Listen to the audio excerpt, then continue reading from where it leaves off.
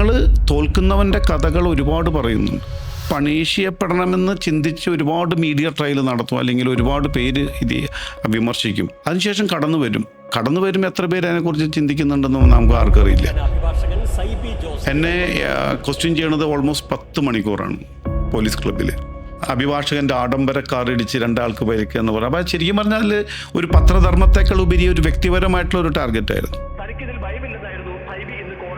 ഡെമോക്രസിയുടെ ഒരു 4th pillar എന്ന് പറയുന്ന മീഡിയയാണ്. പക്ഷെ മാധ്യമധർമ്മം ഒക്കെ ആണോ ഇപ്പൊ ചെയ്യുന്നത് എന്നുള്ളത്? മീഡിയ എല്ലാം ഓൺ ബൈ സംബഡി എൽസ്. അവിടെയാണ് അതിൻ്റെ പ്രശ്നം. അൾട്ടിമേറ്റ്ലി കോൺസ്റ്റിറ്റ്യൂഷൻ അപ്പുറത്ത് അവരുടെ മുതലാളിയാണ് അവർക്ക് ശമ്പളം കൊടുക്കുന്നത്. ഇപ്പോഴത്തെ ഒരു തലമുറയുടെ ഏറ്റവും വലിയ പ്രശ്നം അതാ. നിങ്ങളുടെ സെറ്റ് ബാക്സിൽ ചിലപ്പോൾ നമ്മൾ വലിഞ്ഞു പോകും, അല്ലെങ്കിൽ അവിടെ നമ്മൾ ഫുൾ സ്റ്റോപ്പ് ഇടും. അവിടെ ഫുൾ സ്റ്റോപ്പ് ഇട്ടാൽ പലരും അതിനെ ദുർവ്യാഖ്യാനം ചെയ്യും. എനിക്ക് ജീവിതത്തിൽ ഭയങ്കര ഇഷ്ടമാണ്, സത്യം എന്നോട് പറയാം. I love my life. ഞാൻ പിന്നെ മനസ്സിലാക്കിയത്, ഞാൻ ചെയ്യുന്ന പ്രവൃത്തികൾക്ക് മാത്രമേ ഞാൻ ഉത്തരവാദിയുള്ളൂ.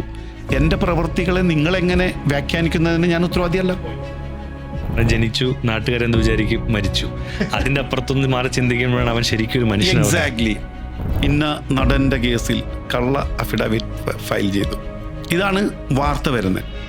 ഞാൻ അങ്ങനെ ഒരു അഫിഡാവിറ്റ് ആരുടെയും ഫയൽ ചെയ്തിട്ടില്ല. സത്യവാങ്മൂലം കോടതി കൊടുത്തിട്ടില്ല. കോടതിയിൽ അങ്ങനെ ഒരു സത്യവാങ്മൂലമില്ല.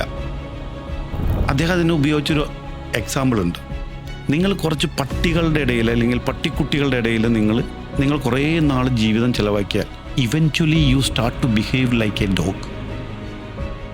കാര്യം മാമാങ്കം എന്നൊരു സിനിമയിൽ ആദ്യത്തെ 2 ഷെഡ്യൂൾ കഴിയുമ്പോൾ മോർ ദാൻ 13 crores തീർന്നിട്ടുണ്ടായിരുന്നു.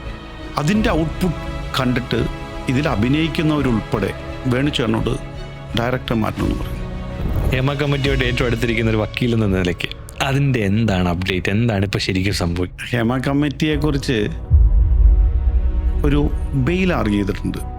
ഒരു മർഡർ കേസിൻ്റെ ഒരു അച്ഛൻ മകളെ വെട്ടിക്കൊന്നു. അപ്പോൾ ഏറ്റവും നീചമായ അച്ഛൻ എന്നാണ് അത് വായിക്കുന്നവന് തോന്നാവുന്നൊരു ഇഷ്യൂ. സിസ്റ്റത്തിൻ്റെ ഒരു ലിമിറ്റേഷൻ. കാരണം അലിഗേഷൻ കോൺസ്റ്റിറ്റ്യൂട്ട് ആൻ ഒഫൻസ്. അതിൻ്റെ സത്യം കണ്ടെത്തണമെങ്കിൽ ആ പ്രോസസ്സിലൂടെ ഇയാളെ കടത്തി വിടണം. അത് എത്ര പെയിൻഫുള്ളാണ്.